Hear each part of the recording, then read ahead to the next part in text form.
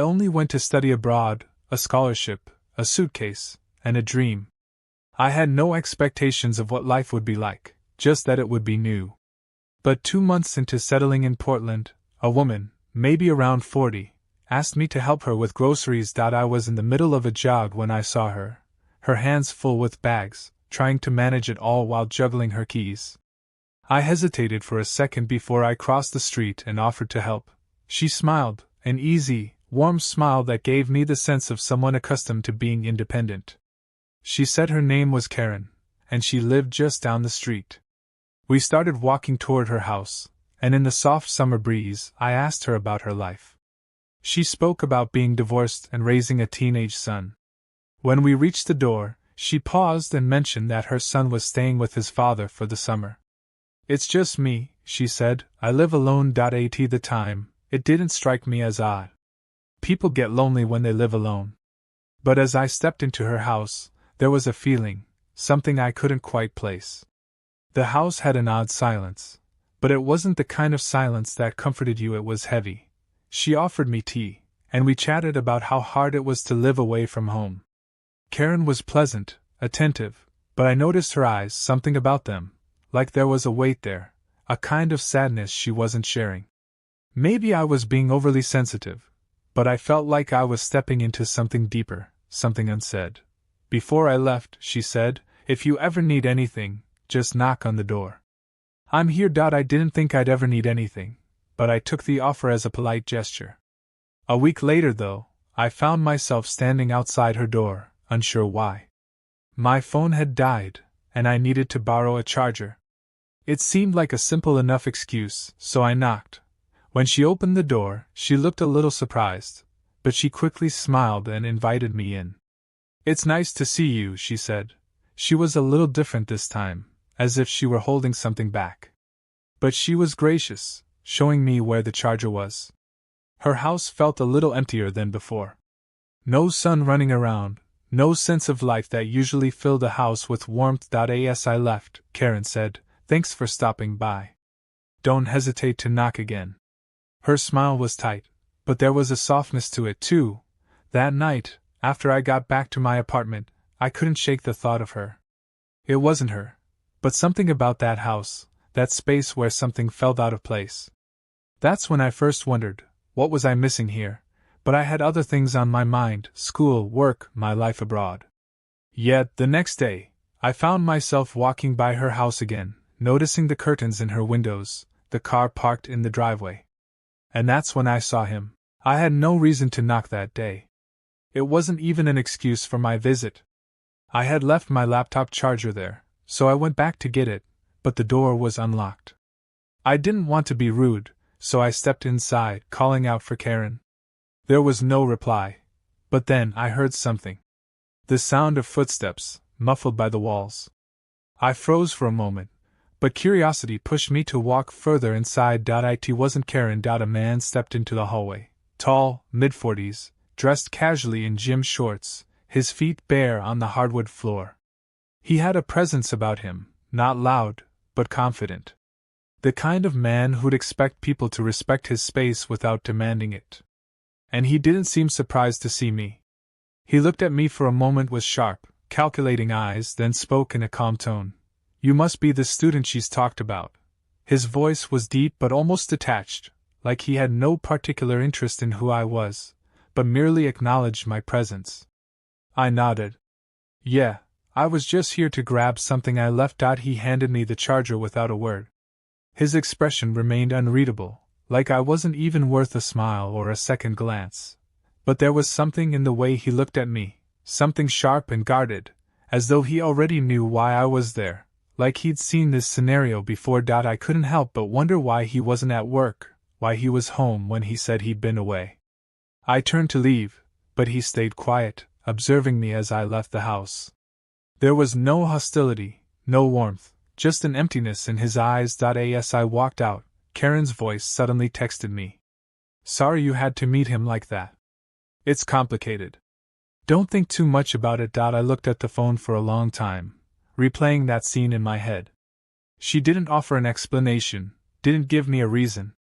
I didn't know why, but I felt unsettled. There was a story here, something not being said, and it had just been handed to me, whether I wanted it or not. The next morning, I found myself thinking about James, not in a way I had planned. I wasn't supposed to be involved in this. But the more I replayed it, the more I realized I had already stepped into a world that wasn't mine. I couldn't take a step back now. Karen had lied. She said she lived alone, but the truth was she didn't. And in a way, I was starting to realize that neither of them was living the life they were presenting to me. They weren't divorced. They weren't separated. They were a married couple, with a story that was only just beginning to unfold in front of me. But it wouldn't take long before I saw the cracks in the perfect image they were trying to portray. Karen wasn't just lonely. She was hiding something bigger than I had first imagined. And James? He wasn't just some passive figure. He was part of this, too. A man still caught between two lives. And I was just a stranger with a front row seat to something I couldn't unsee.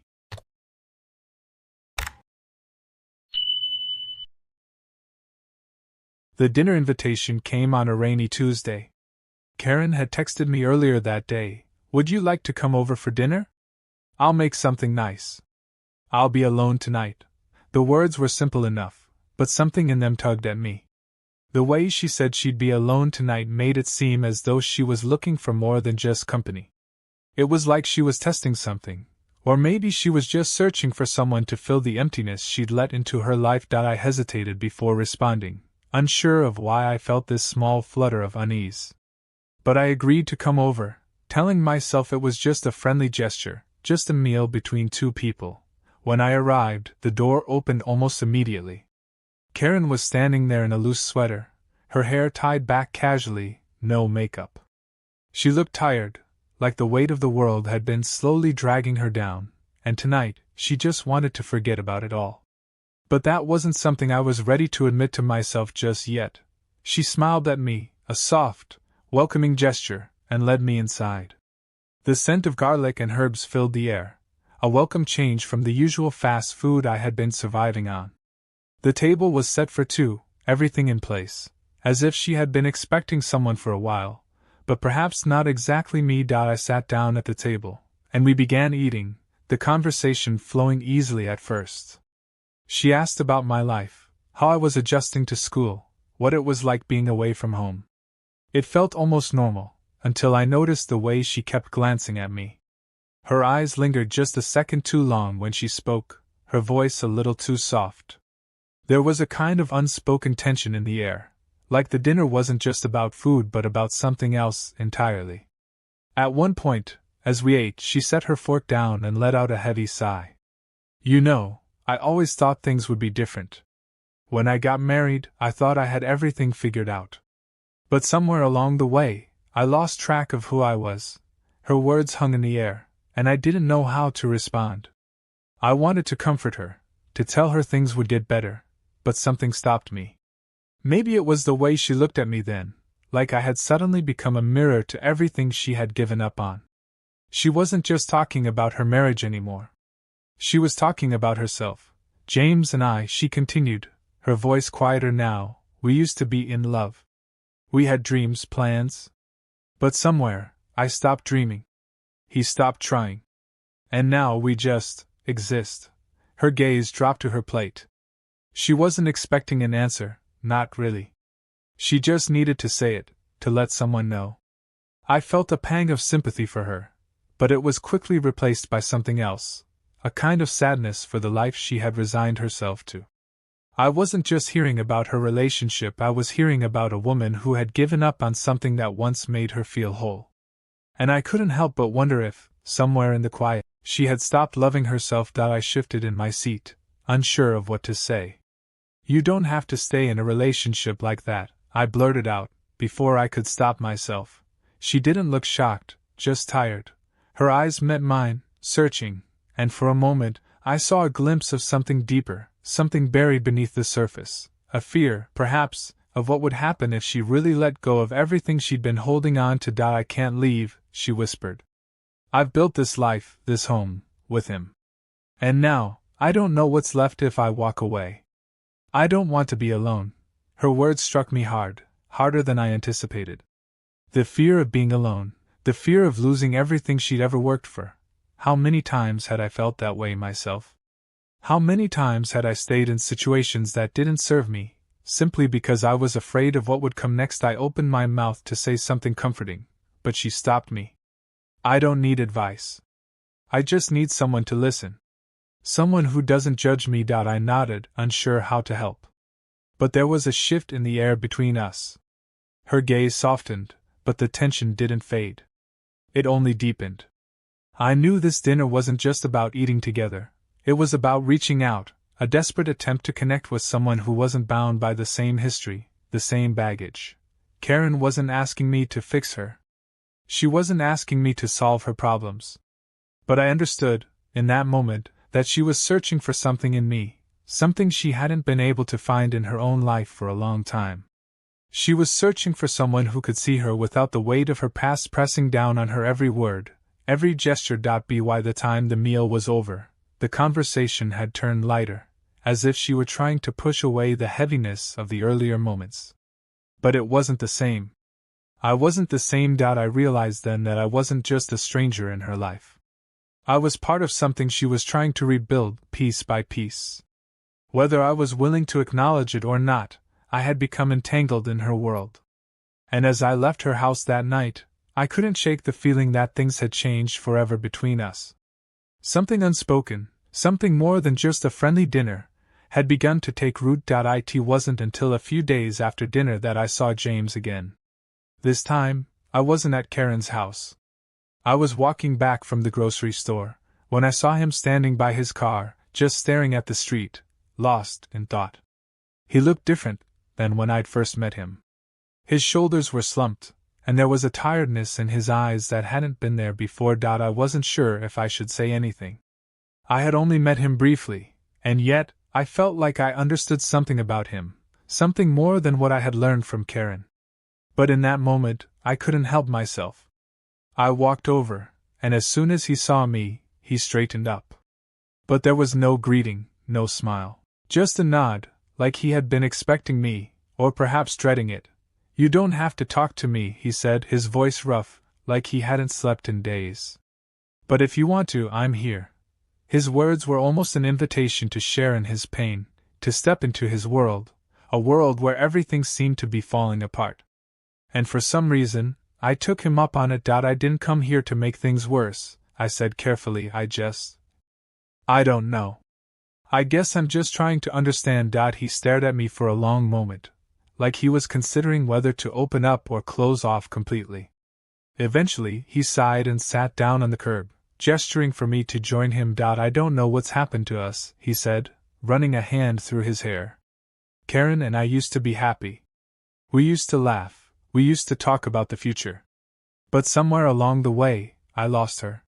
And I don't know if she ever realized it." His voice was heavy with regret, but there was something else there, too, resignation. Like he had already accepted that things couldn't be fixed. "I know I've made mistakes," he continued, his eyes distant, like he was speaking to himself more than to me. "I didn't try hard enough. But neither did she. We both just stopped trying." I sat silently, unsure of how to respond. I wanted to say something to ease his pain, but I wasn't sure if words could do that. How could I tell him that some things, some relationships, just run their course? How could I tell him that sometimes the hardest thing to do is let go, even if it means losing everything you thought you knew? "I still wear the ring," he said suddenly, looking down at his hand. "It's stupid, I know. But I don't want to forget who we were. Who we could have been." I didn't know how to respond to that. The pain in his voice was palpable. He wasn't angry, but he was broken. "Do you still love her?" I asked quietly. He looked at me, a small, tired smile flickering on his lips. "You don't stop loving people," he said. "You just stop letting them hurt you." I didn't know what to say to that. Part of me wanted to tell him that there was still hope, that there was still a chance for them to fix things. But deep down, I knew he was right. Sometimes, love isn't enough to keep people together. Sometimes, the best thing you can do is let go. As he stood up and walked toward his car, I realized I wasn't just witnessing the end of a marriage. I was watching someone come to terms with the fact that sometimes things don't work out. Sometimes you can't fix what's broken. And as he drove away, I couldn't help but wonder if Karen would ever truly understand what had just been lost. The tension between Karen and James was becoming impossible to ignore. Every time I saw them together, something was off. They were so careful with each other, polite, almost like strangers in the same house who happened to share a history. It was in the small things, the way Karen would look away when James entered the room, the way he wouldn't meet her eyes when he spoke. It wasn't just a lack of affection, it was as if they were both playing parts, pretending to be something they no longer were. I began to notice these small moments, these little fissures that revealed the truth of their relationship. It was subtle at first, but over time, it grew impossible to ignore.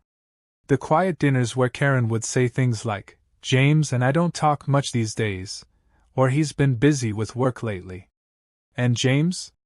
He had his own ways of deflecting. The jokes he would make, the way he would shift the conversation to something light whenever their past came up. But no matter how hard they tried to cover it up, it was clear that they were no longer the couple they once had been. And then, there was me. I didn't know what I was to them, or what they were to me. I wasn't supposed to be a part of their dynamic, yet somehow, I had become entangled in it. Karen had invited me to dinner again. It had become a routine, but this time, something felt different. Her voice was softer, like she was walking on eggshells around me. She seemed more fragile, more aware of the words she was choosing, more careful with the way she moved. It was as if she was trying to protect something, or maybe even protect herself from something she didn't want to confront. James was distant that evening, his mood darker than usual.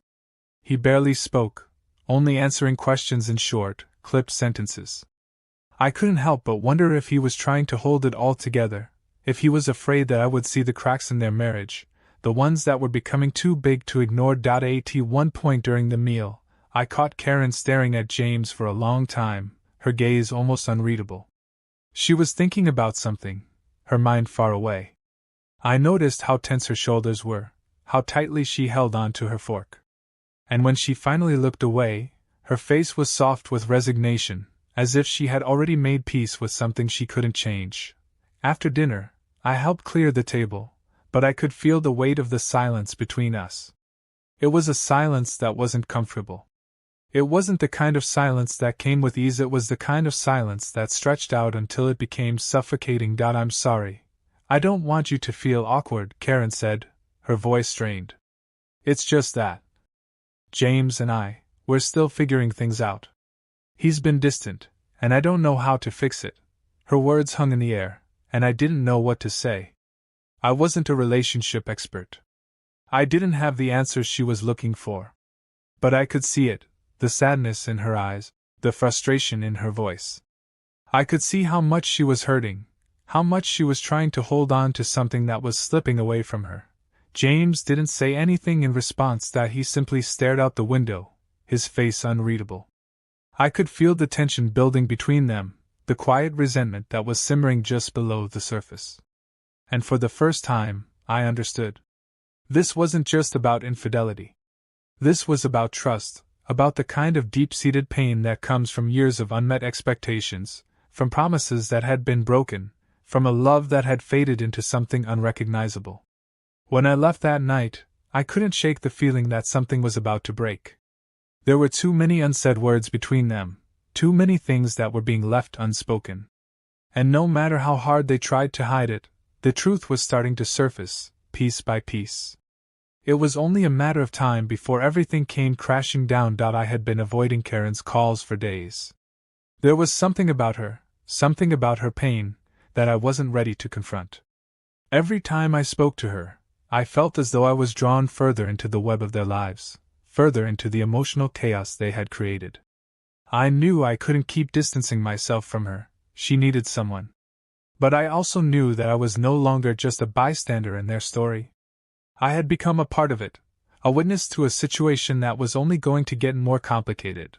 The message came on a Friday afternoon. "Can we talk? It's important." It wasn't like the others. This wasn't just a casual request for company, this felt different. I felt my stomach twist as I read her message.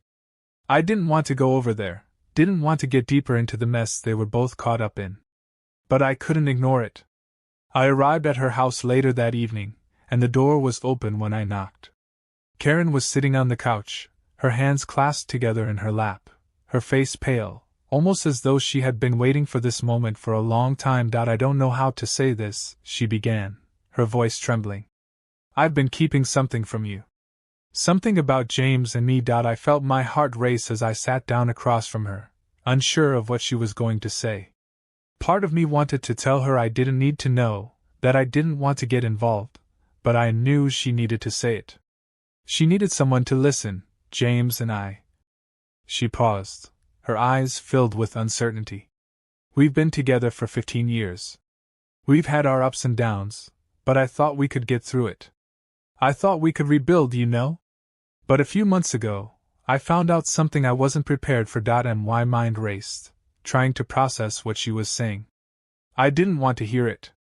I didn't want to know, but I couldn't stop myself from listening. I found out that James had been seeing someone else, she whispered, her voice cracking. 4 months. I didn't want to believe it at first, but I couldn't ignore the signs anymore. Her words hit me like a punch to the gut. I couldn't understand how she could say it so calmly, how she could face this truth with so much quiet resignation. But I knew she had been holding it in, keeping it to herself, carrying that weight for longer than she should have. I don't know what to do, she said, tears welling in her eyes. I love him, but I don't know if I can forgive him. I don't know if I can live with this. I wanted to comfort her, to tell her everything would be okay, that things could work out somehow. But deep down, I knew there were some things you couldn't fix. Some wounds ran too deep. I'm sorry, I said softly, my heart breaking for her. I don't know what to say. She looked at me, her eyes pleading for an answer, for something to make it all make sense. But the truth was, there was no easy answer. There was no simple fix for the kind of betrayal she had experienced. She was caught between the love she still had for James and the pain of knowing that he had betrayed her trust, her loyalty, and her heart. I just don't know if I can keep doing this, she whispered, her voice barely audible. I don't know if I can keep pretending that everything is okay when it's not. I didn't have the words to ease her pain, but I understood. I understood that sometimes, no matter how hard we try, things don't work out. Sometimes, love isn't enough to heal the wounds that have been inflicted. And sometimes, the hardest thing we can do is let go of something that we've held onto for so long. As I left her house that night, I couldn't shake the feeling that everything had changed. The lies, the secrets, the betrayal, it was all coming to light now, and nothing would ever be the same again. It's strange how a single moment can shift everything. For months, Karen and James had been living in a delicate balance, one that neither of them truly believed in, but they both clung to it as though it were the only thing they had left. For Karen, it was the hope that she could still fix something that felt irreparably broken. For James, it was the fear of confronting the truth, of admitting that things could never be the same again. But all of that came crashing down the night Karen confronted him, the night the last veil of denial was pulled away. It wasn't like the movies. There were no shouting matches or dramatic confrontations. Instead, it was quiet. The kind of quiet that holds so much weight that you can feel it pressing down on you, suffocating you. Karen had invited James to sit with her in the living room, and for the first time in weeks, she wasn't pretending. She wasn't putting up the facade of being okay, of being the wife who was still willing to forgive.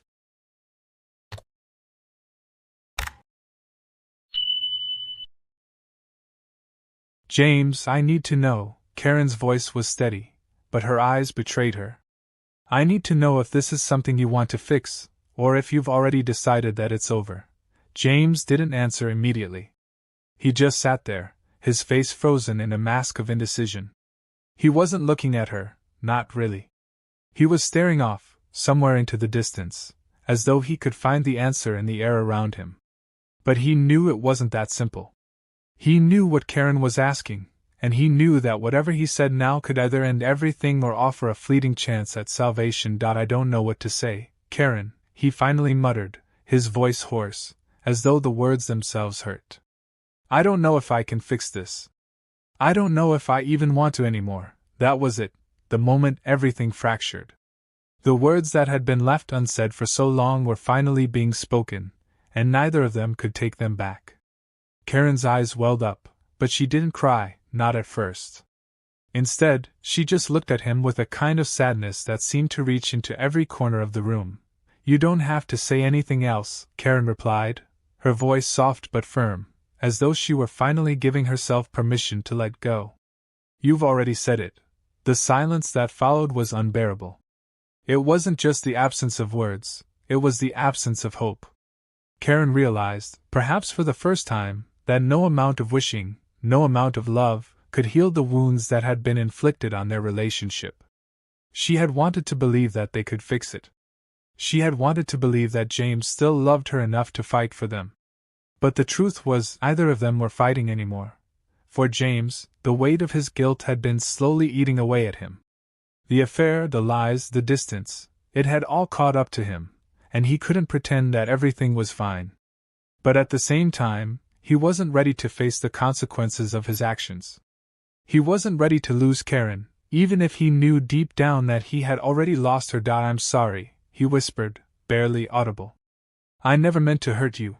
But Karen had heard those words too many times to believe them anymore. She had heard apologies, empty promises, and the vague reassurances that everything would be okay. She had given him the benefit of the doubt, time and time again.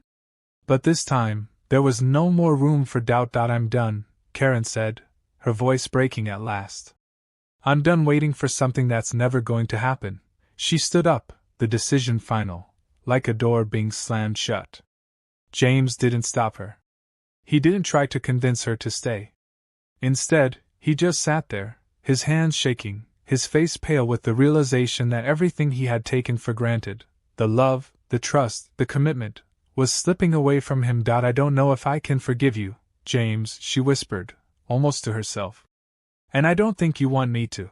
The words hung in the air between them, heavy with finality. Either of them spoke again. Karen walked away, and James was left alone with the wreckage of a life that once seemed so solid. It wasn't just the end of a relationship. It was the beginning of a new kind of loneliness for both of them. Karen and James were no longer just husband and wife. They were two people who had shared a life together but had slowly become strangers to each other.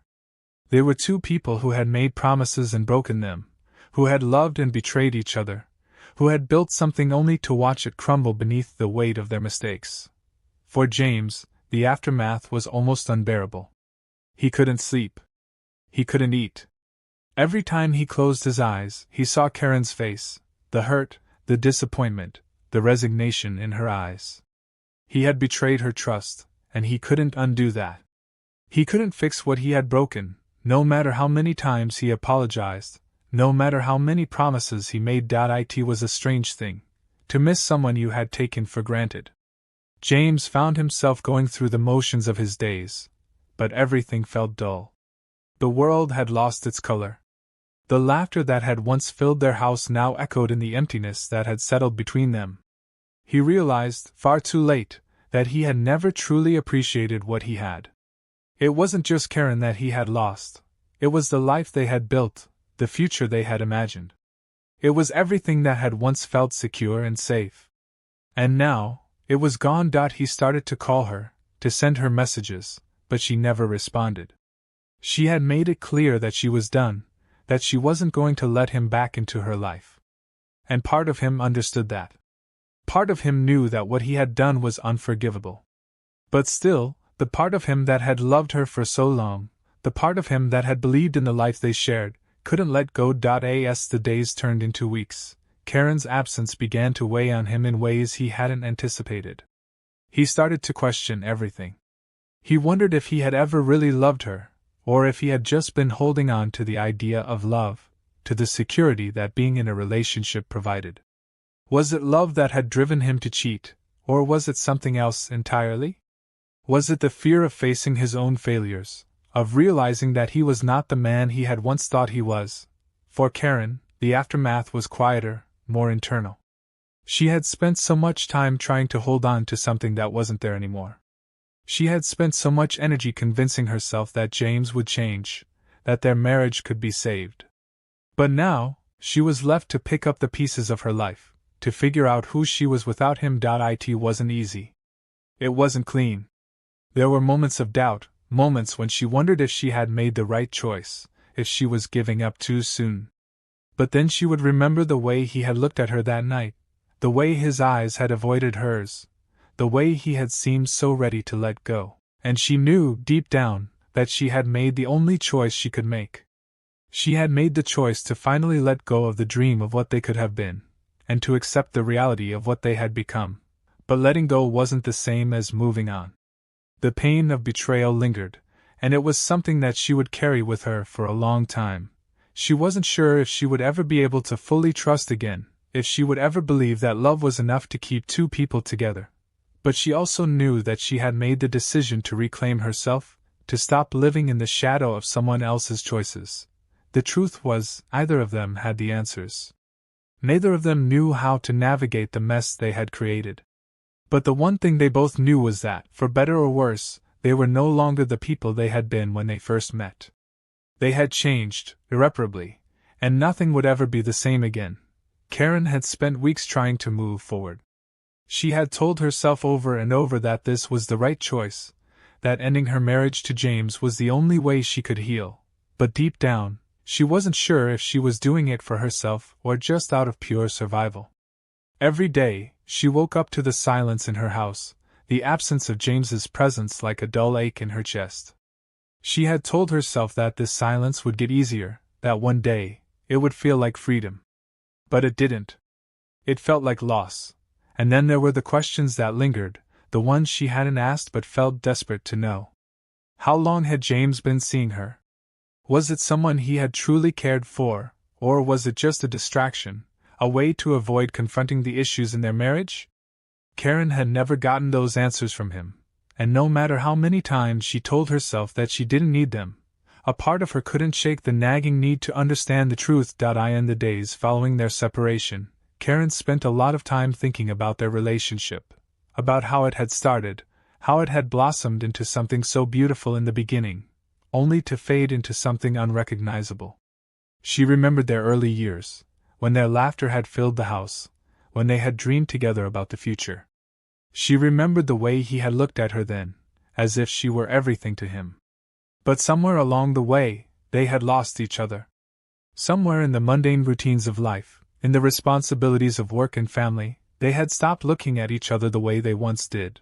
The idea of infidelity, for Karen, wasn't just about physical betrayal, it was about emotional disconnection.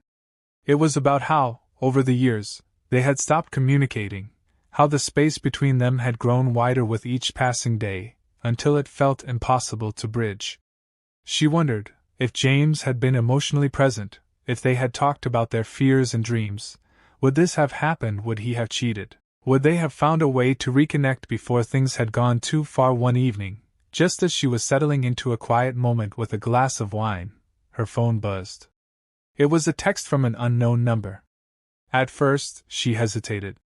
Who could it be? But curiosity got the best of her, and she opened the message. I think you deserve to know the full truth, the message began. James wasn't just seeing her. He was in love with her. Karen's heart skipped a beat. She had suspected it for some time, but hearing those words out loud sent a rush of emotions flooding through her. Anger, betrayal, confusion, they all hit her at once. She read the message again, her eyes burning with the desire to know more. It was signed by someone named Sarah. A name she hadn't heard before. For a moment, Karen didn't know what to do. Should she respond? Should she call James and demand an explanation, or should she just let it go? She felt as though a part of her wanted to be angry, wanted to confront him and demand that he answer for everything, but the other part of her just wanted closure, something to make the situation make sense. After a few moments of deliberation, Karen called the number. The woman on the other end was calm, almost eerily so. She explained that she had met James at a work event months before Karen found out about their affair. She spoke with such matter-of-factness, as though she had no regard for the devastation she was causing. I'm sorry, Sarah said. But James and I have been seeing each other for quite some time now. I know this must be hard for you to hear, but you deserve the truth. I'm not trying to hurt you. I just think you should know what's really been going on. The words hung heavy in the air. Karen's heart was pounding in her chest as she tried to process everything she was hearing. The woman's voice was calm, almost apologetic, but Karen couldn't help the rising tide of rage that surged through her. She had been right all along. James had been lying to her, not just about the affair, but about his feelings. He had been emotionally invested in someone else, and that hurt more than anything else. When the conversation ended, Karen felt an overwhelming sense of clarity. She didn't know if this new knowledge would make it easier to let go, but she knew it had given her something she had been missing, a sense of agency. She could see it now. The affair wasn't just about physical attraction, it was about a deep emotional disconnect, a longing for something that Karen hadn't even known was missing. The betrayal ran deeper than she had ever imagined, and in that moment she knew there was no going back. James had made his choice, and now Karen had to